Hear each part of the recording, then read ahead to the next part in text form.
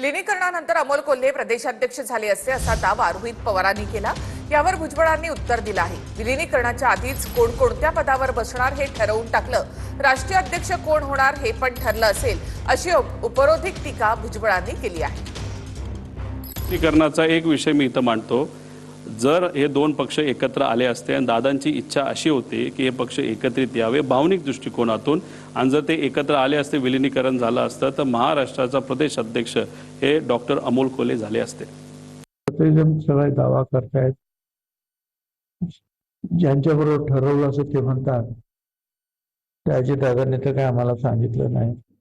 विलिनीकरण झालं सुद्धा नाही, त्या अगोदर कुठल्या पदावर कोण बसणार हे सुद्धा ठरवून टाकलं होतं।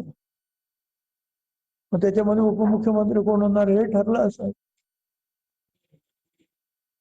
राष्ट्रीय अध्यक्ष कोण होणार हे ठरलं असं।